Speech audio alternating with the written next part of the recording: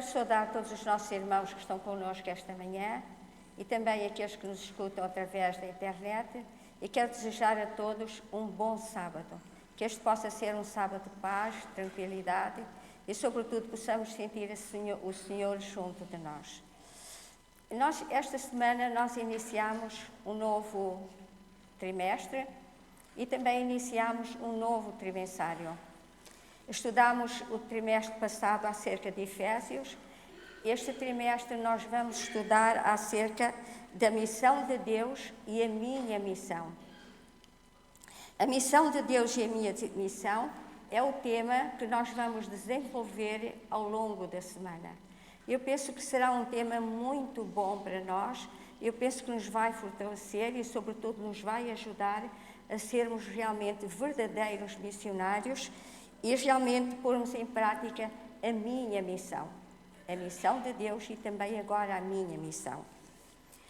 E o título do estudo que fizemos esta semana, a missão de Deus junto de nós. E o verso áureo diz-me, chamou Deus a Adão e disse-lhe, onde estás?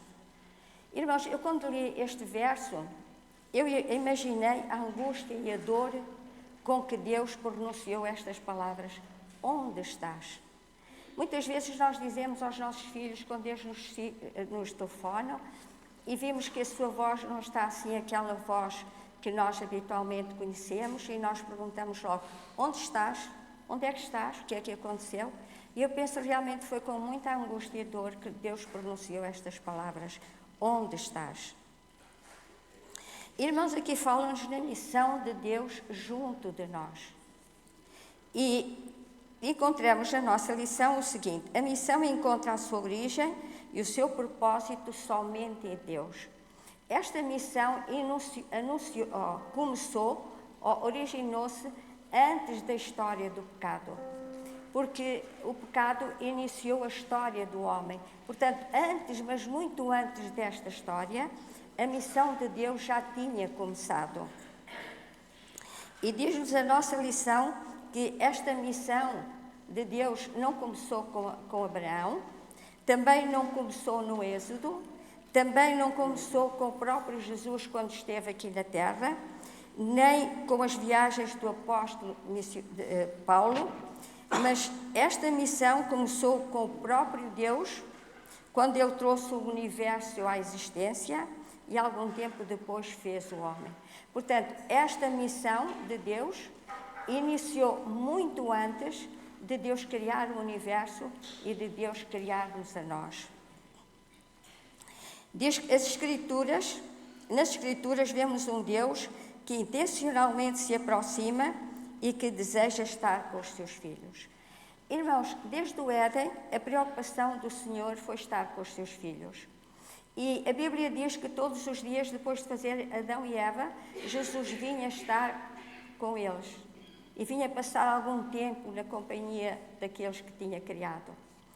E depois de os nossos primeiros pais pecaram, a primeira missão de Deus foi ir à procura e em busca do homem que tinha caído. E nós vimos que a preocupação de Deus tem sido sempre ir à procura do homem que caiu e que faz coisas erradas. Tem sido sempre esta preocupação de Deus. Ele podia ter deixado o homem, podia tê-lo abandonado, foi a sua escolha, a escolha do homem. Mas Deus não conseguiu fazer isso, porque Deus amava os seres que Ele criou. E a nossa lição diz-nos que, antes de nós entendermos esta missão de Deus, é importante que nós conheçamos o Deus da missão. Se nós conhecermos o Deus da missão, irmãos, nós estamos aptos para cumprir realmente a missão que o Senhor nos confiou. E nós vimos que, Diego, que Deus realmente diz, onde estás? Onde estás? Mas Deus alcança-nos sempre. Onde nós estamos, seja aqui, seja acolá, Deus vai sempre alcançar-nos, vai sempre ao nosso encontro. É verdade. É interessante que, quando Deus faz a pergunta a Adão e Eva, depois deles terem infringido a ordenança de não comer do fruto da ciência do bem e do mal, como nós podemos ver aqui, em Gênesis capítulo 2, versículo 16 e 17, que diz o seguinte: E ordenou o Senhor Deus ao homem, dizendo: De toda árvore do jardim comerás livremente, mas da árvore da ciência do bem e do mal, dela não comerás, porque no dia em que dela comeres, certamente morrerás. E nós sabemos a história. Infelizmente, né, o homem, a mulher naquele momento se deixou levar por algo que para ela era um tanto curioso, era um mistério. Mas nós sabemos que o que Deus nos apresenta como revelação é o que é necessário para que nós venhamos a trilhar o caminho que nos leva ao quê? A paz, né? E a harmonia. E quando Deus não nos revela algo, é porque Ele quer nos proteger, porque certamente aquilo ou nós não vamos compreender, ou se nós viermos a compreender, aquilo vai nos levar para caminhos, né, de morte. E foi exatamente isso que aconteceu com Adão e Eva. Eles foram levados a caminhos de morte, porque eles, no ímpeto de querer entender um outro lado que não lhe foi revelado, embora o diabo também tenha lhe prometido que não lhes aconteceria nada, né? Naquela altura, é óbvio que eles não tinham a consciência perfeita, embora soubessem da ameaça de que o diabo estava a rondar o jardim, mas eles não tinham a consciência perfeita, porque por um determinado momento eles se afastaram. E é exatamente isso que acontece conosco. Embora nós muitas vezes tenhamos o conhecimento, embora muitas vezes nós tenhamos as informações necessárias, mas se nós nos desconectarmos temporariamente de Deus, nós caímos num campo muito perigoso e passamos a ser uma presa muito fácil. Mas Deus, na sua sabedoria, na sua misericórdia e longanimidade, Ele fez a emblemática pergunta: onde estás? E, na verdade, Deus sabia ou não sabia onde eles estavam? Sabia. Mas por que será que Ele perguntou? Porque Deus queria, né, no caso, estender a eles ou transferir a eles a responsabilidade da consciência a partir de 2 princípios que foram estabelecidos desde a criação. Quem sabe quais foram os 2 princípios elementares que Deus concedeu a todos nós, né, e agora, na representatividade da criação, aos nossos primeiros pais? Quem sabe? Livre-arbítrio. Livre-arbítrio e o outro, que antecede o livre-arbítrio, inclusive, o amor. Ou seja, Deus, por amor à sua criação, uma vez que nós fomos criados à imagem e semelhança, Ele, por nos amar e por também querer que nós o amemos em retribuição, mas através do amor voluntário, espontâneo, não impositivo, nos deu o quê? O livre-arbítrio, que pode ser algo maravilhoso, mas que se não for bem utilizado, ou seja, quando nós nos afastamos de Deus, esse livre-arbítrio pode ser, pode ser realmente o princípio de muitas decisões errôneas, né, e falta de discernimento. Porque quando nós nos afastamos de Deus, o nosso discernimento espiritual começa a declinar. Então, para ser sucinto, nós vemos na lição que Deus nos criou para que nós vivêssemos em harmonia e conexão com Ele. Bastou alguns minutos de distanciamento, de afastamento de Deus e dos princípios que foram estabelecidos, esse livre-arbítrio foi utilizado de forma errada. E essa pergunta também cabe a nós: como nós estamos usando hoje o nosso livre-arbítrio? Ainda assim, Deus, Ele busca constantemente se reaproximar de nós, né? E aqui, Deus, Ele pergunta, mas já no intuito de alcançar aqueles 2 seres criados que estavam atemorizados, porque depois eles caíram em si. E é assim que muitas vezes acontece conosco. Quantos de nós, quando pecamos, tendemos a nos esconder? Alguns não vêm à igreja, alguns não querem mais participar das atividades, alguns se afastam, se recluem, porque o pecado nos causa essa sensação de que algo está errado, porque Deus implantou no nosso coração a sua lei. A lei, os princípios morais dos 10 mandamentos, eles foram implantados no nosso coração. Nós já crescemos, ou pelo menos nascemos com esses princípios, porque é isso que rege a harmonia que está em nós. Porque quando nós, infringimos a lei de Deus, imediatamente algo de estranho começa a acontecer dentro de nós, não é? Um desconforto, uma inquietude. Até as pessoas, creio eu, doentes mentais, até os psicopatas, em um determinado momento, eu creio que eles tenham um lampejo, de consciência de que eles estão fazendo algum mal. Mas ali já não há mais o filtro. E quanto mais distante de Deus nós ficamos, mais sem filtro para discernir a maldade, mas o incômodo do pecado permanece dentro de nós. E aqui eu queria ler, para nós avançarmos na lição, 2 Coríntios 5, capítulo 19. 2 Coríntios, vocês podem nos acompanhar, 5, versículo 19, que diz o seguinte: isto é, Deus estava em Cristo, reconciliando consigo o mundo, não lhes imputando os seus pecados, e pôs em nós a palavra de reconciliação. Deus, ele, por mais que entendesse que ele precisaria ser justo, ele precisaria valer a sua palavra, cujo salário do pecado é a morte, ele imediatamente, como a irmã Lete falou, por já ter um plano de redenção pré-estabelecido, ele o colocou em ação de imediato. Então, logo o homem caiu em pecado, Deus acionou esse plano de forma imediata, porque o maior objetivo do Criador era reconciliar consigo a sua criatura, que em rebelião, ao pecar, se voltou contra Deus. Mas Deus, de forma nenhuma, apontou o dedo. Pelo contrário, ele relembrou o homem da consequência, que o próprio homem sabia. Foi como um pai me disse ontem. Estava em casa com uma família muito querida, e o pai disse-me, diante da filha, que a filha só apanhou, só recebeu, a reprimenda, 2 ou 3 vezes, não por culpa do pai, mas por culpa da filha. E ele falou diante da filha e a filha concordou. Por quê? Porque o pai já tinha orientado e já tinha dito para a filha as consequências dos atos errôneos se ela insistisse com os mesmos. E como ela insistiu, o pai, com dor no coração, teve que aplicar a reprimenda, teve que bater naquela filha. E a filha, ao lado do pai, já adolescente, disse: é verdade, pai, a culpada fui eu. E assim é o procedimento de Deus. De forma nenhuma nós podemos culpar a Deus pelas consequências do pecado que recai sobre nós. Porque Deus, ele não aplica a sua justiça porque ele quer nos punir, mas como uma consequência inevitável. E ele, como um pai amoroso que é, também precisa nos educar, e às vezes a justiça de Deus acaba também tendo um caráter pedagógico, irmã? Mas Deus, ele anseia estar conosco, não é isso, irmã? Porque por mais que ele tenha se afastado naquele momento, quando os homens, Adão e Eva, foram expulsos do jardim, Deus criou outros mecanismos para estar presente no meio do povo, assim como ele esteve no Éden antes da queda. É isso, irmã? Esta lição, sim.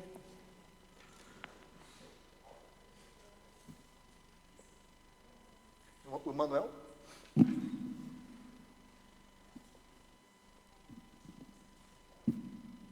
Há um aspecto importante na afirmação que foi feita, que nós às vezes temos necessidade de mudar. Não foi Deus que se afastou de nós. Fomos nós que nos afastámos de Deus. Daí a pergunta: onde estás? É claro que Adão sabia onde estava, Deus sabia onde Adão estava, toda a gente tinha essa noção. Mas esta pergunta, onde estás, é aquela que continua a ser feita, como é dito depois mais à frente: o Filho do Homem não veio buscar nem salvar, senão aquele que está perdido. E é necessário que eu tenha a consciência de que estou perdido. Foi necessário que Adão, e neste momento Adão era o homem e a mulher, no momento em que Jesus os aborda, ok? Foi necessário que eles percebessem que estavam afastados de Deus e não tinham como regressar a essa relação que tinham acabado de perder. É então que é apresentado o plano de redenção. É então que é feito o primeiro sacrifício, em que Adão, o homem e a mulher, choram compulsivamente ao testemunharem a primeira morte. E é aquilo que tem acontecido ao longo. Esta lição vai falar, e eu falo apenas da forma como Natã perguntou a Davi: onde estás? Ele contou-lhe uma história para que Davi se situasse e percebesse que estava longe da relação com Deus, por aquilo que tinha feito. E isto é aquilo que Deus sistematicamente faz connosco. Ele anseia estar connosco. Mas, como disseste, é um Deus de amor, mas que respeita a minha liberdade de escolha. E se eu não quero estar, ou se eu não tenho a noção que eu não estou junto de Deus, Ele não consegue fazer nada por mim. Primeiro eu tenho que tomar essa consciência, que é para depois iniciar o processo de religar, religião. O Manuel falou uma coisa que é uma verdade. Quando nós reconhecemos que pecamos, nós voltamos para o mesmo lugar onde estávamos ao lado de Deus. Porque Deus não muda, Deus está sempre no mesmo lugar. Nós é que afastamos sempre de Deus. E Deus alcança-nos sempre. Alcança-nos através da nossa consciência, alcança-nos através do amigo. E o desejo de Deus é que nós voltemos para o lado, para junto de Deus. Agora, a lição de segunda-feira diz o Deus que anseia estar conosco. Irmãos, quando nós estudamos esta lição, nós ficamos com a noção de que Deus está sempre perto de nós. Deus nunca se afasta de nós. E muitas vezes nós ouvimos as pessoas que Deus não gosta de mim, Deus não ouve as minhas orações. Irmãos, nunca pensemos isso. Porque nós estudamos ao longo da Bíblia que Deus está sempre perto do homem. Deus nunca abandona o homem. Nós sempre nos afastamos do Senhor. E a lição de segunda-feira chama a nossa atenção. E diz que quando nós lemos o Velho Testamento, nós vemos as vezes que Deus foi ter com o homem, que Deus se manifestou ao homem, que Deus esteve bem perto do homem. E Ele fez isso por quê? Por amor, porque Ele nos ama. Nós podemos realmente esfriar o nosso amor, mas o amor de Deus é eterno para conosco. E eu achei muito interessante que aquilo que aconteceu com com Jacó, aliás, eu gostava que os irmãos abrissem as vossas Bíblias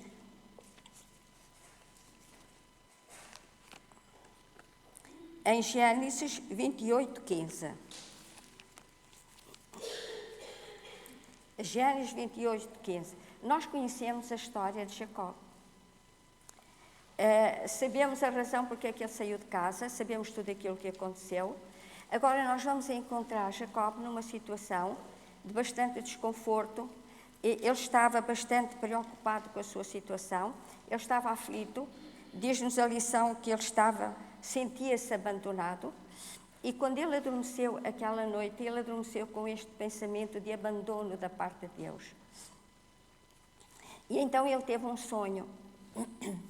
E neste sonho, o que é que ele viu? Ele viu uma escada que da terra chegava ao céu, e no cimo desta escada estava Jesus. E então, no verso 15 diz o seguinte: Eis que eu estou contigo, e te guardarei por onde quer que fores, e te farei tornar a esta terra, porque te não deixarei até que te haja feito tudo o que tenho dito acerca de ti. Irmãos, interessante. Agora reparemos, irmãos, naquilo que Jacob disse. Diz: acordando, pois, Jacó do seu sono, disse: na verdade o Senhor está neste lugar e eu não sabia. Irmãos, quantas vezes na nossa vida nós enfrentamos problemas, doenças ou situações muito complicadas e nós até nos esquecemos que Deus está conosco. Mas, irmãos, isto lembra-nos que apesar de todas as dificuldades que nós tenhamos que passar, Deus está ali conosco. E muitas vezes, irmãos, na nossa tarefa de resolver a situação ou de recorrer àquilo ou a outra coisa, nós até nos esquecemos, irmãos, de que Deus está conosco. E Deus está conosco para nos ajudar, Deus está conosco para nos dar sabedoria, para resolvermos todas as situações que surgem na nossa vida. E o Senhor nos ajude realmente a nunca esquecermos este versinho. O Senhor estava aqui, neste lugar, e eu não sabia. Lembremos-nos sempre, aconteça o que acontecer na nossa vida, o Senhor está ali naquele lugar, pronto a ajudar-nos, pronto a manifestar o seu amor para conosco. Irmãos, a Bíblia apresenta outros exemplos, ou a nossa lição apresenta outros exemplos. Apresenta o exemplo de Abraão. Deus chamou Abraão para deixar a sua terra, os seus familiares, e seguir para uma terra que ele não conhecia. Ele obedeceu a Deus sem saber para onde ia, mas ele obedeceu a Deus. E o Senhor tinha para ele uma bênção muito grande, porque nós, ao obedecermos a Deus, nós recebemos bênçãos. E por seu intermédio, as bênçãos foram dadas ao mundo, irmãos. Pelo seu intermédio, pela sua postura, pela sua lealdade, pela sua união com Deus, as suas bênçãos foram transmitidas ao mundo. Apesar de Deus ter dado imensas provas do seu amor e muitas bênçãos, Deus deu a última, que diz a nossa lição, que era realmente a mais importante. Eu gostaria que abríssemos as nossas Bíblias em Gênesis 17, Gênesis 17, 7 e 8.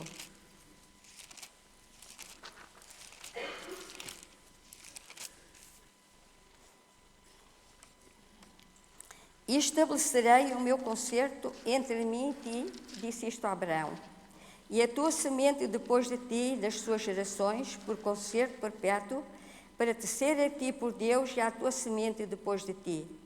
E te darei a ti e à tua semente depois de ti a terra das tuas peregrinações, toda a terra de Canaã, em perpétua possessão, e ser-lhe-ei o seu Deus. Deus aqui faz uma promessa a Abraão. Essa promessa não foi só dirigida a Abraão, essa promessa foi dirigida a nós, os seus descendentes, aquele que amamos o Deus de Abraão, aquele que obedecemos ao Deus de Abraão. Essa promessa é para nós. E a promessa de Deus é uma promessa perpétua, para sempre, ela mantém-se, ela ainda não terminou, ela continua, ela só terminará quando Jesus vier. E a promessa do Senhor é de que nós herdaríamos a terra de Canaã. Foi a promessa que Deus fez a Abraão. Abraão não entrou na terra de Canaã. Mas eu gostaria que os irmãos lessem aquilo que Hebreus diz acerca do pensamento deste valoroso servo de Deus, em Hebreus 11, verso 10.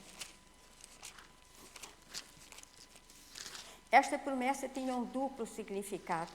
O primeiro é que a descendência de Abraão havia de herdar a terra de Canaã. A promessa de Deus foi cumprida, eles estiveram na terra de Canaã. Agora a segunda, irmãs, essa ainda não está cumprida, mas a promessa foi feita e é uma promessa perpétua. E diz-nos Hebreus 11, 10. Vamos ver o verso 9. Pela fé, diz-nos, pela fé Abraão habitou na terra da promessa, como em terra alheia, morando em cabanas como Isaque e Jacó, herdeiros com ele da mesma promessa, porque esperava a cidade que tem fundamento, da qual o artífice e construtor é Deus. Os seus olhos estavam focados em quem? Nesta Canaã celestial, cujo artífice e construtor é Deus. E no verso 13 diz o segundo: todos eles morreram na fé, sem terem recebido as promessas, mas vendo-as de longe e crendo-as e abraçando-as, confessaram que eram estrangeiros e peregrinos na terra. Meus irmãos, esta promessa é feita a cada um de nós. Nós somos estrangeiros e peregrinos nesta terra, mas nós alcançamos e desejamos esta Canaã que o Senhor nos prometeu e que um dia iremos alcançar quando Jesus voltar a esta terra. Irmãos, tem aqui também a história de José. Eu estou a citar estas histórias, irmãos, porque é muito bonito nós lermos estas histórias, porque assim como Deus foi com o povo de Deus no passado, Ele é conosco hoje, irmãos. Deus não nos abandonou, Deus continua ao nosso lado, Deus continua a ajudar-nos. Deus sabe que nós estamos a enfrentar problemas e lutas, mas Deus diz: eu estou aqui, e tu nem te apercebes que eu estou aqui. Temos também José. José estava a passar momentos difíceis. Ele tinha saído da casa do seu pai, ele estava agora ali como escravo. E a Bíblia diz-nos o seguinte, irmãos. Abramos em Gênesis,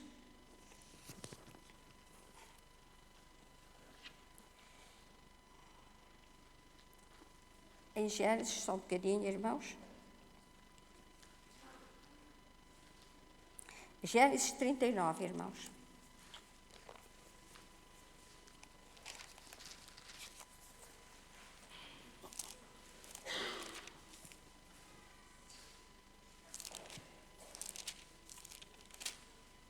Irmãos, não é Gênesis, é Êxodo. Ver se eu consigo encontrar.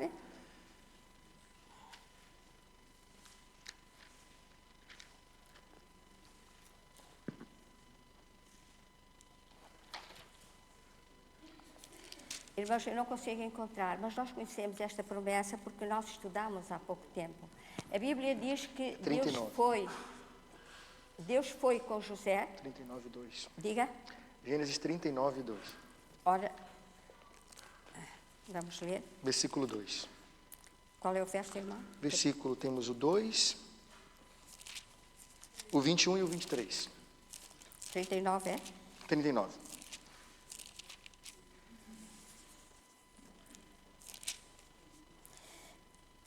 Verso 2 diz: O Senhor estava com José, e foi varão próspero, e estava na casa de seu senhor egípcio. Vendo, pois, o seu senhor, que o Senhor estava com ele, e que tudo o que ele fazia prosperava nas suas mãos. Vimos, portanto, que apesar de ele estar no Egito, como escravo, Deus estava com ele. E Deus permitiu que tudo o que ele fizesse, o Senhor prosperava. Isso foi reconhecido não só por Potifar, como também pelo carcereiro. A Bíblia afirma, irmãos, que Jesus está conosco. E Jesus continuará conosco e estará sempre ao nosso lado. E diz-nos agora, irmãos, que Jesus queria estar mais perto do homem. E então o que é que Deus fez? Deus fez o santuário para que Deus estivesse no meio do homem, para que Deus pudesse estar mais perto do homem, para que eles pudessem a noção realmente da presença de Deus no meio deles. Eu gostaria só de deixar aquilo que a senhora Irene White diz acerca deste assunto. Diz: assim Cristo estabeleceu o seu tabernáculo no meio do nosso acampamento humano.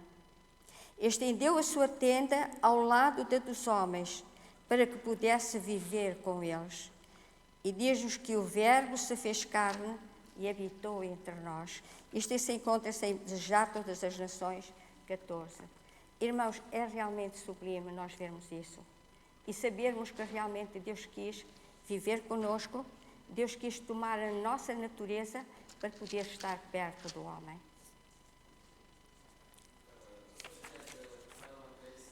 Quando a lição nos falou da vertente de que Deus decidiu habitar conosco, estar no nosso meio, eu percebi que ao longo da lição ela nos leva a dois pontos principais. Que o primeiro, que tem a ver com o livre-arbítrio mesmo, e sobretudo eu fiquei a pensar, mas será que uma liberdade condicional é liberdade? Às vezes temos ouvido nos prisioneiros, liberdade condicional. Mas uma liberdade condicional é liberdade? Eu não sei, mas cada qual pode ter uma sua conclusão. Mas podemos compreender que o mundo em si gira em torno de duas teorias. Ou a teoria da criação, ou do criacionismo, ou a teoria da evolução. E as duas teorias têm liberdades e são condicionais. Quando vamos para a teoria da evolução, diz o seguinte, que nós vivemos ou viemos da morte ou extinção de alguém. Assim conforme para existir um micróbio tem que morrer um animal, para existir outra coisa tem que morrer outra. E quando vamos na teoria da criação, nos diz que para estarmos vivos só precisamos nos ligar a alguém. Independentemente das condições que as duas teorias nos oferecem, uma tem que morrer alguém para vivermos e na outra temos que nos ligar, não precisamos morrer, é só nos ligarmos para vivermos.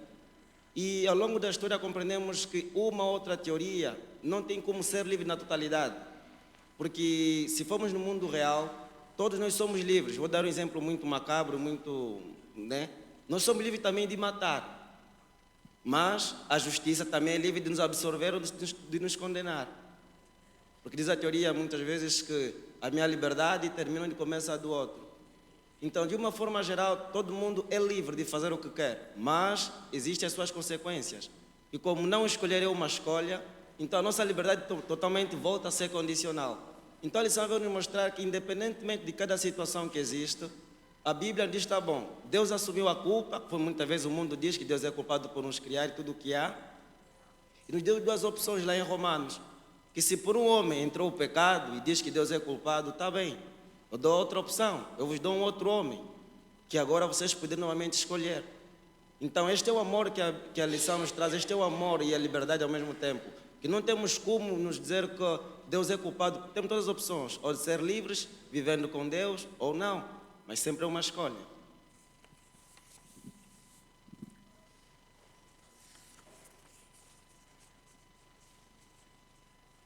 O Deus que anseia estar conosco.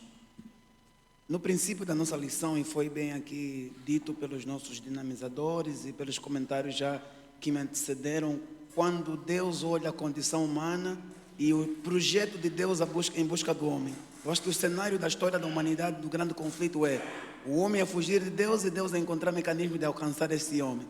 Ele está disponível para que o homem seja resgatado nos seus braços. Mas ao longo da história bíblica da humanidade, o que é que a gente verificou? Que Deus sempre ansiou estar no meio do seu povo. Quando chama Moisés, Moisés apresenta desculpas e Deus apresenta: eu estarei contigo, não se preocupe. Quando o povo de Israel é resgatado do cativeiro, Deus acompanha o povo numa nuvem e dá a garantia de que eu estou no meio de vocês. Em Êxodo 25, Deus chama Moisés, ele diz: faça um santuário, que eu habitarei no meio de vocês. E a irmã Arlete citou várias histórias de personagens que nos inspiram da Bíblia, que Deus deixou a garantia: eu estarei com vocês. Jesus, ao estar na terra, ao declarar a missão para nós, disse: eis que estou convosco todos os dias, até a consumação dos séculos. São garantias que Deus está nos declarando, que a missão está declarada. Vocês precisam se envolver, mas uma coisa tenham certeza: nunca estarei distante de vocês. Eu quis terminar citando duas citações, passo a redundância, da serva do Senhor. Primeira, ela diz: todo verdadeiro discípulo nasce no reino de Deus como missionário. E a outra citação também bem conhecida é: nada temos a temer quanto ao futuro, a menos que nos esqueçamos como Deus conduziu o seu povo no passado. Então são garantias que Deus anseia estar conosco. Não temos nada a temer. Eu queria terminar, há um desafio que a lição deixou na lição de quinta-feira. E ele disse: a próxima semana, cada um de nós faça esse desafio. Ore para que tenha um envolvimento total na missão de Deus. Conheça o nome de alguém, do motorista do ônibus, do autocarro, da caminhoneta, do funcionário da loja em que nós frequentamos, e desafie-se a orar por essa pessoa todos os dias. E vamos ver que Deus agirá por nós, porque essa obra não é nossa. Eu comentei a semana passada com alguém: se Deus quisesse terminar com a obra, não precisaria de nenhum ser humano, porque existem anjos, mas Deus quer contar conosco, seres falhos, pecadores. Ainda assim, com esta missão, Deus conta conosco. Muito obrigado. Manuel. Na continuidade do que foi dito agora, é necessário nós voltarmos, se calhar, um pouquinho atrás. Quando Adão e Eva são expulsos do Éden, são expulsos para que não tivessem que morrer imediatamente. Se eles se mantivessem na proximidade ou na presença de Deus, seriam destruídos pela sua justiça. E Deus muitas das vezes permite que nós sejamos afastados para nos dar a oportunidade de reaproximar. Quando Moisés quer ver Deus face a face, mas não pode porque é um pecador, o próprio Jesus, que era quem ali estava, diz-lhe: farei passar diante de ti a minha misericórdia ou a minha bondade, consoante as traduções. E é neste desafio de quinta-feira que muitas das vezes outras pessoas que anseiam pelo contacto com Deus, através de nós, será que esta promessa ou esta afirmação que foi feita a Moisés não pode ocorrer connosco? Farei passar diante de ti a minha bondade. Irmãos, eu só gostaria de fazer uma pergunta aos irmãos.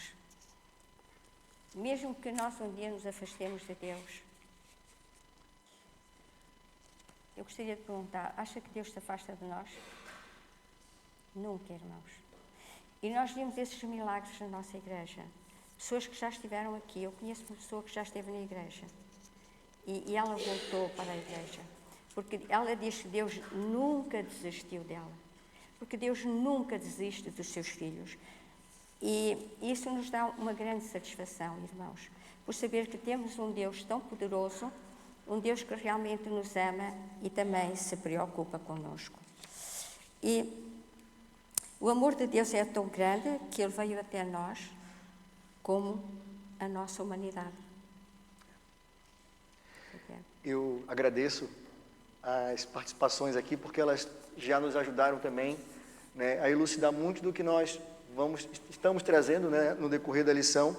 e certamente já vai servir como apenas uma ponte para nós avançarmos. Mas o ápice da história desse processo de religação de Deus com a humanidade foi Jesus Cristo.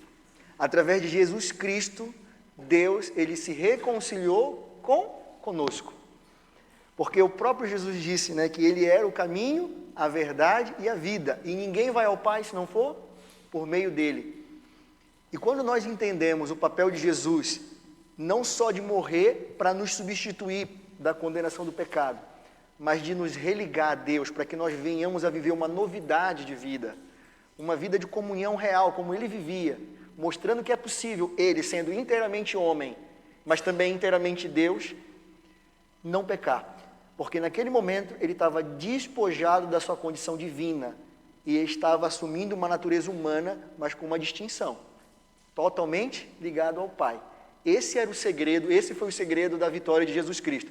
Porque o próprio Jesus Cristo esteve passivo ou suscetível a desistir do plano, quando o peso do pecado e da sua condição humana recaiu sobre ele. Mas quando ele se ligou ao Pai, a sua natureza divina, né, ela se restabelecia e ele entendia que ele não estava ali apenas como um mestre, como muitos tentam fazer parecer, como um rabi, como muitos tentam dizer, mas ele estava ali como o verdadeiro Cordeiro de Deus que tira o pecado do mundo. E esse significado tem realmente um valor inestimável. E eu vou concluir dizendo o seguinte aqui no finalzinho da lição, porque nós já citamos as passagens aqui, mas eu vou citar 1 João 1, versículo 14, que diz o seguinte, vamos ver juntos.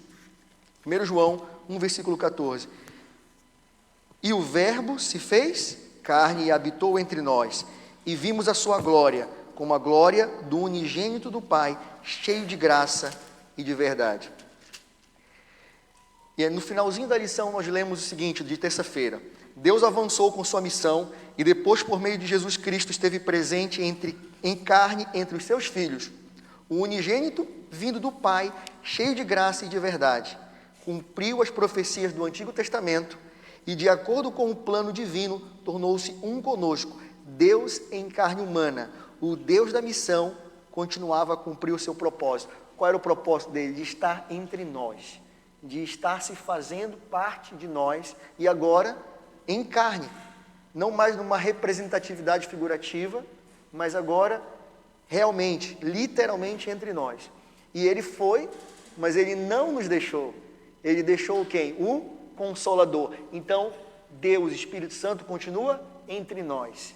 Deus Pai nos reconciliou consigo através de Jesus. E Jesus nos deixou o seu Consolador, o Espírito Santo. Portanto, nós temos ainda Deus habitando entre nós. Todas as vezes que nós oramos, todas as vezes que nós pedimos a orientação, é Deus diante de nós e conosco nos conduzindo para tomarmos as nossas decisões, para escolhermos o melhor caminho, para termos sabedoria na hora de saber o que falar, como proceder, porque Ele ainda está entre nós. Por mais que o pecado tenha abundado, como alguém disse aqui, onde abundou o pecado, superabundou a graça de Deus. E é isso que nos basta, né? A minha graça te basta, é o que diz Jesus. Então nós precisamos nos apegar a essas promessas, mas essa certeza de que Ele está conosco. Irmãos, aqui diz que nós devíamos refletir sobre o João 3,16. Eu gostaria que nós conhecemos este versinho de cor, 3,16. Diz, porque Deus amou o mundo de tal maneira que deu o seu Filho unigênito para que todo aquele que nele crê não pereça, mas tenha a vida eterna. Irmãos, este é um amor tão profundo que nós não conseguimos entender, irmãos. Nem conseguimos entender também como é que Deus tomou a natureza humana para poder salvar o homem, irmãos. E foi por amor que Deus fez isso. Irmãos, eu gostaria de terminar com o apelo que Deus nos faz. E esse apelo é que Deus tem a sua missão, Deus cumpriu fielmente a sua missão, e Ele agora pede-nos para nós cumprirmos fielmente a nossa missão. Se Deus veio a este mundo para salvar o homem, fê-lo por amor, então é por amor que nós também devemos dar a mensagem aos outros e levá-las aos pés de Cristo. E então, irmãos, a missão importante que o Senhor nos confiou foi ir e pregai o Evangelho a toda a nação, trigo, língua e povo. E não esqueçamos, irmãos, depois deste conhecimento ter chegado a todo o mundo, nós temos a certeza que o Senhor Jesus vem. Os irmãos perguntam, é fácil fazer trabalho missionário? Não é, irmãos, mas dá-nos muita alegria, muita satisfação, irmãos. Eu vou só contar uma pequenina experiência. Uma vez no meu trabalho missionário, eu entrei numa casa e a senhora diz, fora, fora. Irmãos, isto acontece no nosso trabalho. Nós não devemos ficar surpreendidos. Jesus também foi expulso da igreja quando ele foi a Nazaré. Portanto, se fizeram isso a Jesus, é muito natural que também nos façam a nós. Mas, irmãos, nós continuamos o nosso trabalho, porque nós estamos a servir ao Senhor e não ao homem. Não esqueçamos que esta é a nossa missão. Eu gostaria de terminar com aquilo que a senhora Helena White diz.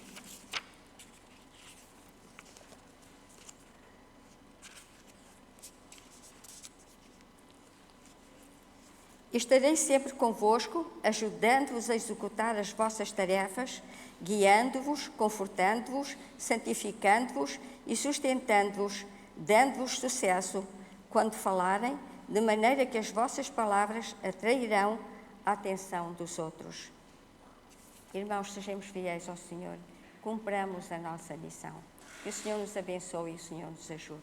Amém.